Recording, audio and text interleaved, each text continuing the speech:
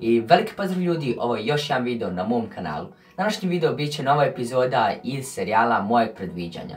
Naime, za ovu epizodu pravit ću predviđanje za četvrtinu finala Lige šampiona.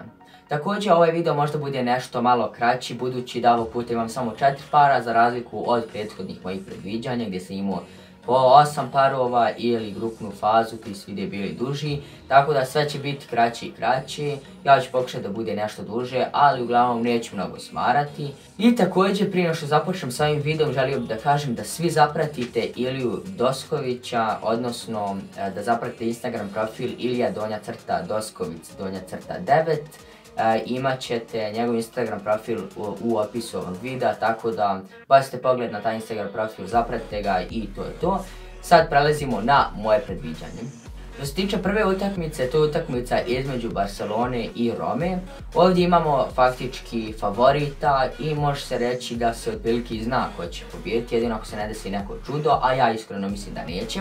Iako ne volim ni Barcelonu ni Real, mislim da ovdje Barcelona uzima pobjedu i to ne tako teško, nego poprilično laganu pobjedu. Zatim iduća utakmica je utakmica koja na papiru imamo apsolutnog favorita, to je utakmica između Sevilje i Bayerna.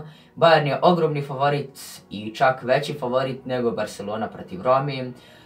Tako da ovdje mislim da će Bayern potpuno laganom pobjedom, znači Roma će možda stvarati probleme Barsi, ali Sevilja mislim da ne može biti ni do koljena Bayernu, tako da Sevilja nije baš imala sreće što se tiče ovog izvlačenja, tako da dalje prolazi Bayern i imamo dva polufinalista, to su Barcelona, Bayern, mislim neće sad govoriti treba biti izvlačenje, ali za sad su Barcelona i Bayern. Zatim iduća utakmica između Juventusa i Real Madrida, znači ponavlja se finale. Što se tiče ove utakmice, mislim da Juventus ima želju da im se osvijeti za gubitak, ali mislim da nemaju dovoljno jak tim da se suprotstave Real Madridu.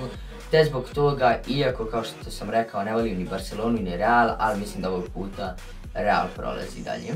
I posljednja utakmica između dva engleska kluba, to je Liverpool-Manchester City. Ova utakmica će biti po mom iskrenom mišljenju podjednaka ako Mane proradi, ako Salah proradi, znači ako Salah proradi, Manchester City će biti u problemu.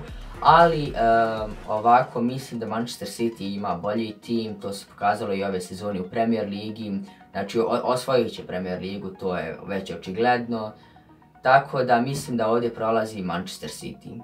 I konačno da ponovim, Barcelona, Roma, mislim da Barcelona prolazi, Sevilla, Bayern, da Bayern prolazi, Juventus, Real, Liverpool, Manchester City, Manchester City.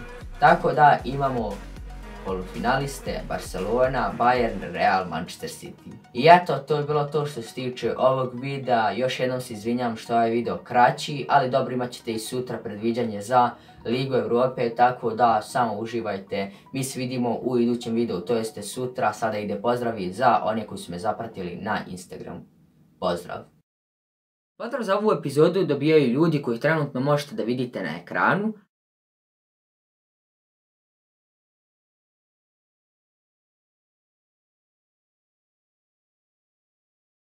Ako i vi želite pozdrav u nekoj od idućih epizoda, sve što je potrebno jeste da me zapratite na Instagram profilu luka.balaba02 i na moje Instagram stranici baluk_fp, te nakon toga javite mi se na neko od ta dva profila i napišete jesam ili zapratio sam te, ali obavezno morate oba profila da zapratite, te nakon toga u nekoj od idućih epizoda zasigurno dobijate pozdrav.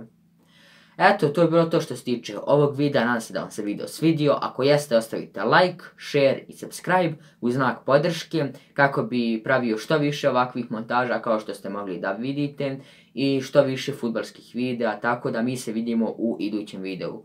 Pozdrav!